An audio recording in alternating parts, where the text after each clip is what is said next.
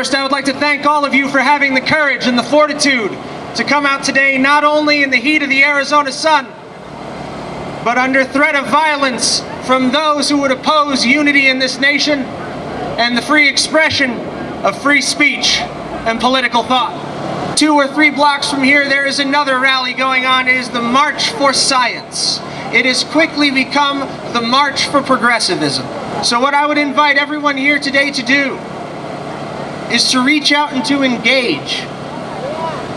Hold your ground for your philosophies, for your principles, but engage nonetheless, because the moment the conversation stops, so do our freedoms. What do we want? Evidence-based policy! When do we want it? After peer review! What do we want? Evidence-based policy! When do we want it? After peer review! When science is under attack, what do we do? Stand up, fight back! When science is under attack, what do we do? Stand up, fight back! What made that camera? Science! What made all these cars we drive? Science! What made this parking lot? Science! What made the convention center? Science! We need to unite all conservatives, all Trump supporters, all people who love this country, who love our Constitution, and who love what we stand for. And we need to stand together because they are going to stand together against us. Albert! Einstein! Albert! Einstein! E equals what? MC squared! E equals what? MC squared! Science, not silence! Science, not silence!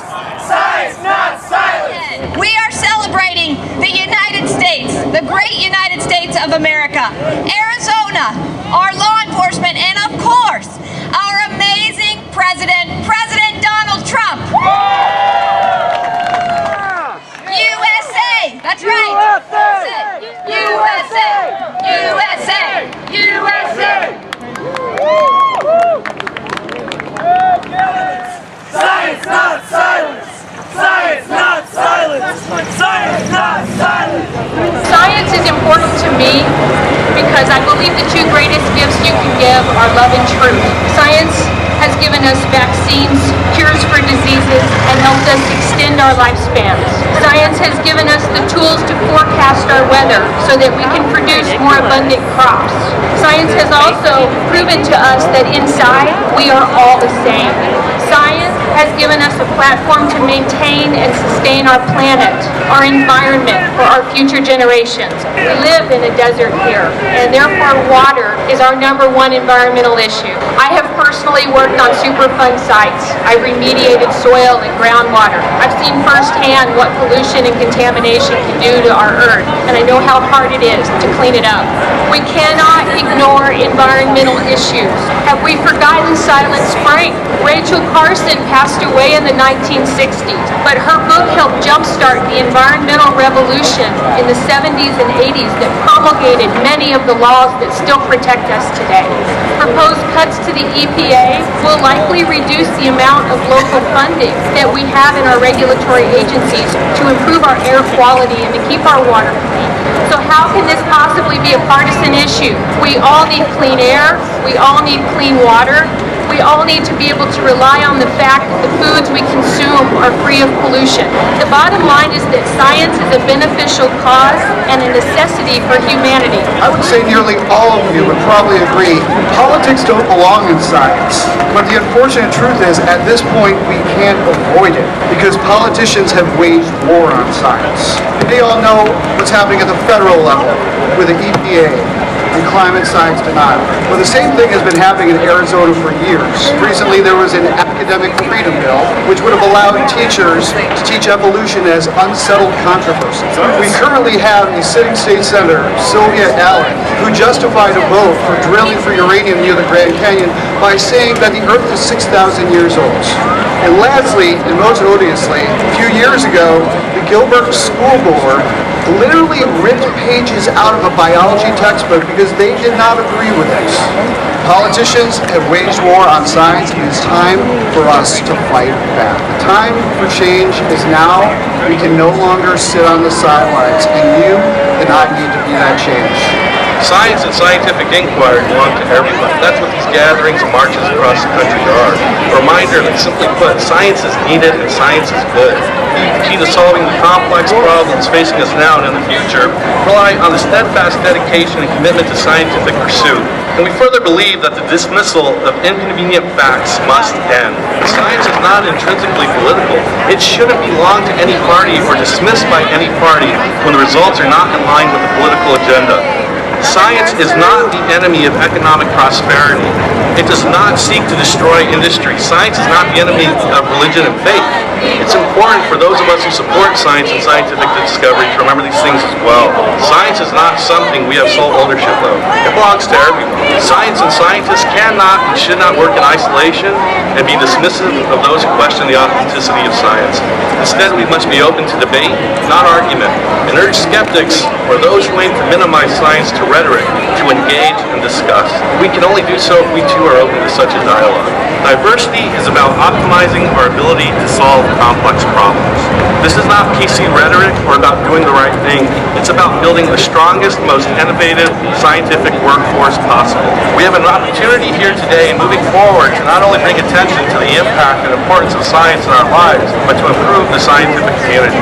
I urge you to encourage skeptics to engage. I urge you to listen and discuss. And I urge you to welcome debate.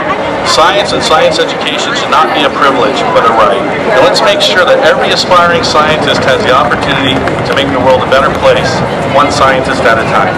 Science is part of everyday life. From our earliest moments as babies, as children, we're naturally curious. We're reaching out, dropping stuff to see what happens, using trial and error. We observe, we experiment, we use evidence-based reasoning to deal with the world around us. We call this reverence for evidence. Government support for science is absolutely critical. We need two things. One is science for policy, and the other is we need policy for science.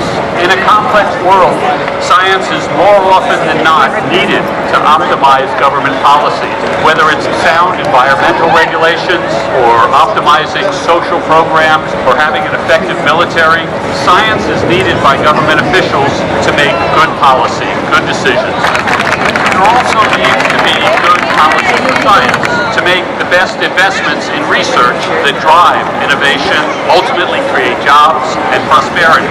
But I also see some disconnects. Much of science has grown larger than the human scale. In earlier times, people might do science experiments and chemicals in their kitchens or telescopes in their backyard. But today, science is often done at big universities, big labs. And the advances we read about in the newspaper are often hard to understand. So, to address this, we scientists need to spend a lot more time reaching out and explaining what we're doing and why we're doing it. The second disconnect that I see is that people may see the objectivity or the formalism of science as kind of impersonal. But I would say that doing science is in fact an extremely satisfying family and community building activity. And we need to share that extremely fulfilling aspect of science by being better mentors. The third disconnect I see is that while technological progress has clearly empowered humanity everywhere, it has also increased our challenges. There's greater complexity, greater sophistication, and this leads to greater frustration. And so the trade-offs about living in a high-tech world, they need to be acknowledged.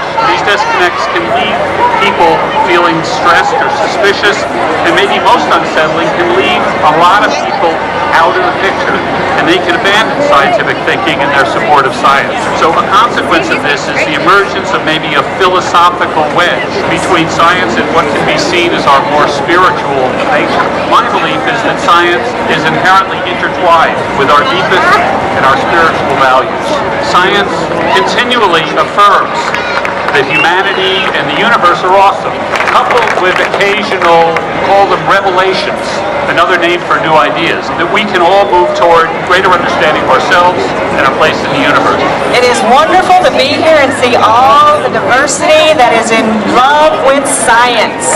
When public education is being gutted, defunded, and deliberately made to fail, we're attacking science. When elected leaders say that global warming is a good thing because people won't freeze to death, science is under attack. When the president proposes the budget cuts for the U.S. Department of Energy, the Environmental Protection Agency, and scientific advancement projects across our country. Science is under attack. Common sense tells us what we do to our environment affects our environment. Common sense tells us that we suffer when we do not hold corporations accountable for poisoning our water, our air, our food. That poisons our children, and that poisons everything we can have in our future. It is up to us to protect the finite and limited resources that our environment so preciously provides us. People work hard so they can have a proud future for themselves and their children. We expect elected leaders to reciprocate by being honest, by investing in our children's future, by policies that put people and environment first, not corporations. The bottom line is, what you do to the environment comes back. We have to take care of the environment. It matters on every level of our life. I know that all the people here came together because we feel the same. We want to love our neighbors, protect our neighbors, make a better environment, and work together to solve our problems and stop blaming other people and groups. We have a lot of work to do to defend against the attacks on our families, our friends, our neighbors, our environment, and our values. And together we can get the job done, because communication and relationships is what everything in this country makes it great, and we grow and we can move forward together. I was kind of hardwired for science. Very, very young. I would just look at the stars and be so enthralled. And I just was bit by the bug of science at a very young age. And I love it when other people get that. So when I think about science, I have in mind that there's one part is just the beauty of it. Getting lost in the stars, an equation, it's just amazing, and it grabs you, and there's always something new to find and understand. And it's the same kind of awe and getting lost in that I feel when I listen to music. It's all that beauty that's very, very exciting to me. I love teaching my students. I love when my students, whether in my laboratory or my classroom, get bit by the bug of science. And I see the wonder in people's faces. We have a lot of work to do in Arizona, but one thing we do well is we elect a lot of people with science backgrounds. We have elected doctors, we have elected professors. This area was represented in Congress by a chemistry teacher. When you elect people with science backgrounds, it matters. I am part of the pro-science majority on the Phoenix City Council. We are proud to have a goal to make this city carbon neutral by 2050. We have doubled the amount of solar energy used to power the city of Phoenix. We are fighting to divert 40% of our waste by 2020. With your help, we can make Phoenix the most sustainable desert city in the entire world. Looking at this enormous crowd today, I am fired up. Science is going to win in the long term. Facts matter. Climate change is real, and that we must invest in the sciences. We cannot turn away from research, from data, from real information, not fake news. We are in a time now where science can really be the voice for our government, for nonpartisan solutions, for bringing people together. We are going to make a huge impact. Let's get out there and speak and make a proclamation for science.